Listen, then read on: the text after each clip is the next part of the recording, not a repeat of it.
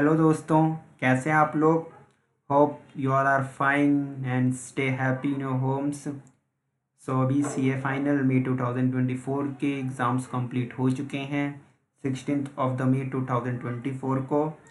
And आप लोग अभी काफ़ी रिलैक्स फील कर रहे होंगे बिकॉज लास्ट 4 to 5 मंथ से आपने कंटिन्यूसली स्टडी की है। And yes, of you to all and congratulations, now the final exams has been over.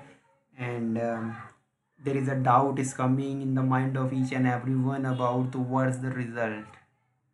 Yes, first on the foremost thing is that don't don't think about the result, and it's a process and you have completed the process very well.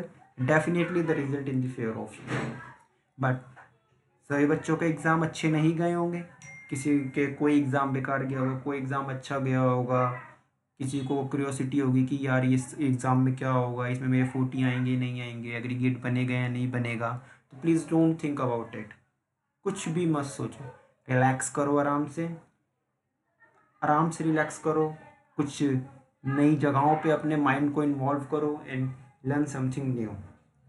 ठीक है, तो भैया से exam over हो चुके हैं, but फिर भी अगर आपको डाउट आ रहा है बिकॉज कई बच्चों के कमेंट्स आ रहे थे कि एक्सपेक्टेड ग्रेस मार्क्स कितने होंगे, क्या हो सकता है on the basis of the category of exam जो कि हमने यहाँ पे कैटेगराइज कर रखे। अगर आप देखेंगे एफआर के पेपर जो कि एवरेज पेपर था in accordance with the review जो भी स्टूडेंट्स ने दिए, इसमें आप एक्सपेक्ट कर सकते हैं ग्रेस मार्क्स में आपको ग्रेस मार्किंग नहीं मिलेगी क्योंकि एफआर का एक एवरेज पेपर था।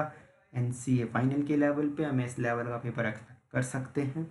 एएफएम का पेपर जो है कि इजी पेपर था, अगर आपने कंसेप्ट पढ़ रखे हैं तो आप इस पेपर को ईजिली हैंडल कर सकते थे, 60+ भी ला सकते थे। और इस बार एएफएम में बहुत से लोगों के 60 आउट ऑफ 60 आएंगे। एंड अगर हम बात करें ऑडिट का पेपर बहुत ही ज़्यादा डिफ़िकल्ट था and above average and hard paper भी था, जस्ट बिकॉज ये बहुत ही ज़्यादा प्रैक्टिकल ओरिएंटेड पेपर था। एंड इसमें जो क्वेश्चंस थे, किस सिनारियो थे, वो बहुत ही ज़्यादा एप्लीकेशन ऑफ कंसेप्ट मांग रहे थे। एंड उस पीरियड ऑफ टाइम 3 आवर्स के अंदर क्वेश्चंस को पढ़ना, एनालाइज करना एंड करेक्ट स्टैंडर्ड्स को कोट करना एंड देन कंक्लूजन डालना, it's too much difficult task. So that's why इसमें हम एक्सपेक्ट कर सकते हैं कि 8% 4 to 8 marks, sorry. And DT का एक एवरेज पेपर था जो कि इस बार एवरेज था, बाकी डीटी का तो आईसीआई ऑलवेज हार्ड पेपर बनाता था, बट इस बार एवरेज पेपर था। इस बार आईसीआई ने आईडीटी में खेला, आईडीटी का पेपर अबव एवरेज बनाया और वो बहुत से लोगों को हार्ड भी लगा just because of new question and question भी न्यू कंसेप्ट से पूछे गए थे जो कि ट्रेंड में नहीं थे, पास्ट ट्रेड के अकॉर्डिंग नहीं थे। तो इस वजह से आईडीटी का पेपर बहुत ही ज़्यादा टफ लगा और पूरी अमेंडमेंट थी, न्यू क्वेश्चंस थे। ये अगेन इट्स चैलेंजिंग बिकॉज ये 3 घंटे में जो पेपर करना था उसके अकॉर्डिंग ये चैलेंजिंग टास्क था। इस वजह से हम इसमें 2 to 5 मार्क्स की ग्रेस एक्सपेक्ट कर सकते हैं।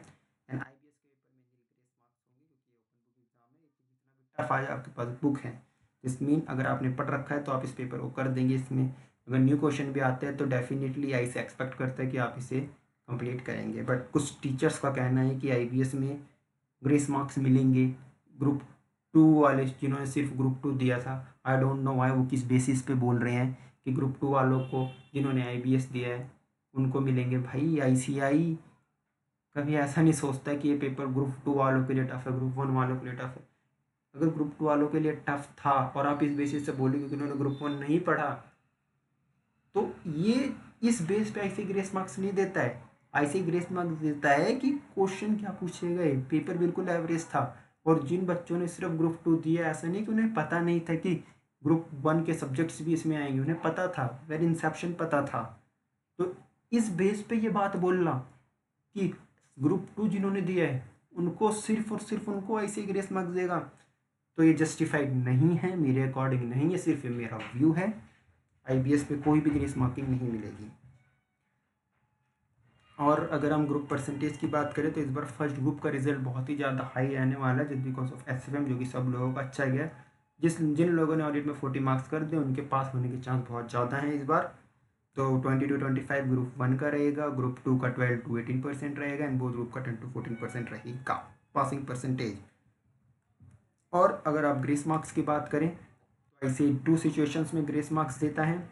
अगर आपका 200 एंड अबव एंड अबव हो रहा है मार्क्स, बट किसी एक पेपर में, बट ओनली वन पेपर आपके 35 एंड अबव आ रहे हैं, 35 एंड अबव आ रहे हैं, बट लेस देन 40, तो उस केस में आई से 35 को टर्न 40 करके आपको पास कर देगा।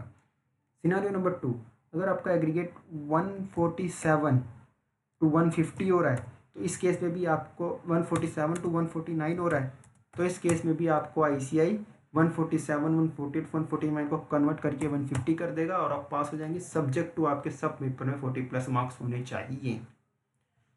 तो अगर हम देखें तो जो मेजर पॉपुलेशन को अभी बहुत ही ज़्यादा टेंशन होगी वो कि ऑडिट के पेपर में किसी के ऑडिट में 35, 32, 35 बन रहे होंगे, तो प्लीज़ अगर आपके ऑडिट में 30 अबव मार्क्स हो रहे हैं, 30+ आपके प्लीज़ इसमें टेंशन मत लीजिए, आपके रिजल्ट में 40 मार्क्स रिफ्लेक्ट करेंगे, और अगर 40 मार्क्स रिफ्लेक्ट करने की वजह से अगर आप पास हो रहे हो तो प्लीज़ आप अपने आप को डीम टू बी पास मान लें, बट रिजल्ट का वेट है। कंडीशन आपके इसमें 40 बन रहे हैं, इसमें आपके 30 अबव आ रहे हैं, और इन दोनों को मिला के आपका एग्रीगेट फुल्ली होना चाहिए। ठीक है, अगर हम आगे जिन बच्चों को IDT में डर लग रहा है तो IDT में भी श्योरली ग्रेस मार्क्स मिलेंगे 2 to 5% के, और अगर आपको लगता है कि IDT में 40 आने से मैं पास हो जाऊंगा तो आप निश्चिंत रहिए, आपके 40 आ जाएंगे। अगर आपका पेपर 30, 32, 33 भी आ रहा है तो भी आपके IC कन्वर्ट करके 40 कर देगा, बिकॉज ICI कभी नहीं चाहता कि हम अपने स्टूडेंट्स को फेल करें, वो ऑलवेज अपने आप को ट्राई करता है कि इस बच्चे को कैसे पास करें, बिकॉज CA फाइनल में बैठने वाला हर एक बच्चा मेहनत करके आता है, हर एक बच्चा सारे कंसेप्ट पढ़ के आता है, हर एक बच्चा फुल ऑफ कॉन्फिडेंस से आता है, कोई भी यहाँ पे नहीं बैठा होता जो पढ़ के ना आया हो। तो इसीलिए ऐसे को लगता है कि अगर बच्चा एक पेपर में रह रहा है, बाकी में फुलफिल हो रही है सारी कंडीशन, तो वो उसको ग्रेस मार्क्स देके पास कर देता है। तो ये पूरी ग्रेस मार्क्स के ऊपर वीडियो थी। अगर आपको कोई भी डाउट है इस वीडियो के रिगार्डिंग, आप कमेंट करके पूछ सकते हैं, मैं उस पर भी एक सेपरेट वीडियो बना दूंगा।